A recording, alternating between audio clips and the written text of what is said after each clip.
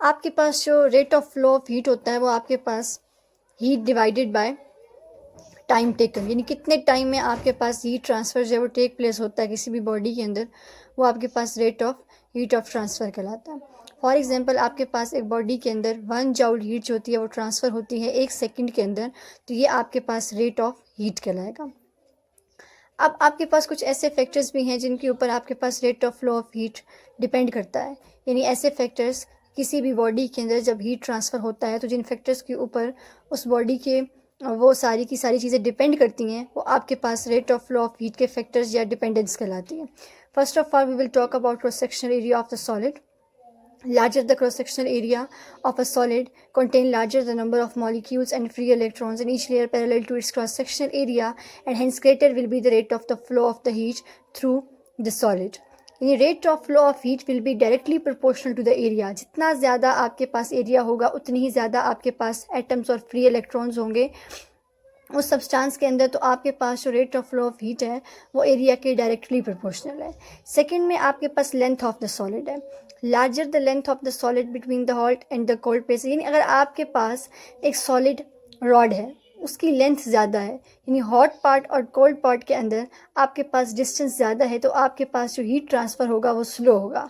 इसका मतलब क्या है कि आपके पास जो हीट ट्रांसफ़र होगा वो डायरेक्टली प्रोपोर्शनल नहीं होगा बल्कि इन्वर्सली प्रोपोर्शनल होगा to the length of the conductor. जिस कंडक्टर के अंदर से आपने हीट को पास करवाना है उसका एरिया के डायरेक्टली प्रोपोर्शनल होगा। जितना ज़्यादा एरिया होगा उतना ज़्यादा हीट ट्रांसफ़र टेक प्लेस होगा, और सेकेंडली आपके पास उसकी लेंथ के इन्वर्सली प्रोपोर्शनल होगा। ये लेंथ ज़्यादा होगी तो rate of flow of heat जो होगा वो कम होगा, और लेंथ जो होगी वो कम होगी आपके पास, तो आपके पास rate of flow of heat ज़्यादा होगा। टेम्परेचर डिफरेंसेस बिटवीन एंड्स, अब आपके पास बात आ जाती है कि टेम्परेचर डिफरेंस के ऊपर भी डिपेंड करता है।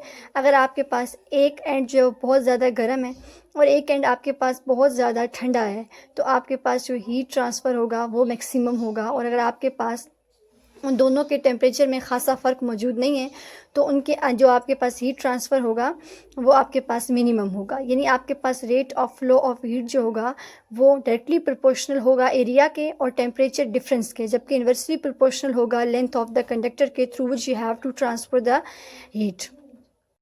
अब आपके पास इक्वेशन नंबर 1 है कि आपके पास जो rate of flow of heat है वो डायरेक्टली प्रोपोर्शनल है एरिया के। इक्वेशन नंबर 2 में आपके पास इन्वर्सली प्रोपोर्शनल है लेंथ के, और इक्वेशन नंबर 3 में आपके पास डायरेक्टली प्रोपोर्शनल है टेम्परेचर डिफरेंस के। इन तीनों इक्वेशंस को हम कंबाइन कर देते हैं। कंबाइनिंग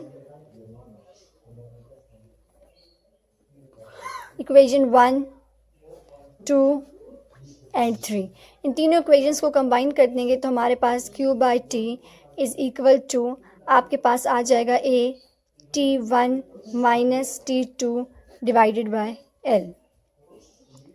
अब हमने इस डायरेक्टली प्रोपोर्शनल के साइन को ख़त्म करना है और इसको हम रिप्लेस कर देंगे कांस्टेंट से, and this constant will be K T1 minus T2 and divided by length.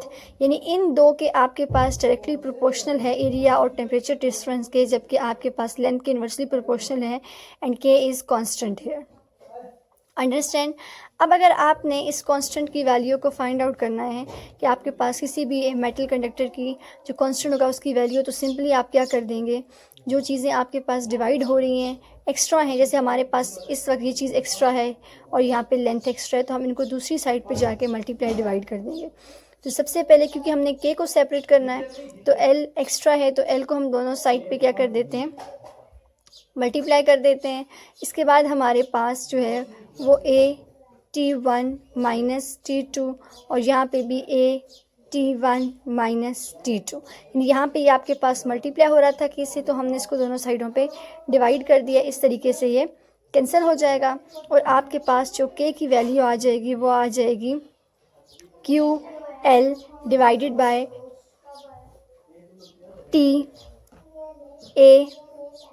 T1 minus T2, यानी ये आपके पास क्या आ जाएगा, टेम्परेचर डिफरेंस का।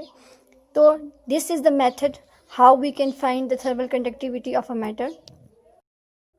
The thermal conductivity of a substance can be defined as the rate of flow of heat across the opposite faces of a center cube substance maintained at the temperature difference of 1 Kelvin is called the thermal conductivity of that substance। यानी अगर आपने thermal conductivity को define करना है किसी भी substance का, तो आपने उस हीट को देखना है कि आपके पास कितना हीट जो है वो ट्रांसफ़र हुई है एक फेज़ से दूसरे फेज़ की तरफ, और सेकेंडली आपका जो टेम्परेचर डिफरेंस है वो आपने 1 केल्विन मेंटेन करना है, तो ये आपके पास thermal conductivity of that substance कहलाएगी। Your diary will be page 195 to 197 and your assessment will be you have to make 20 MCQs from these pages.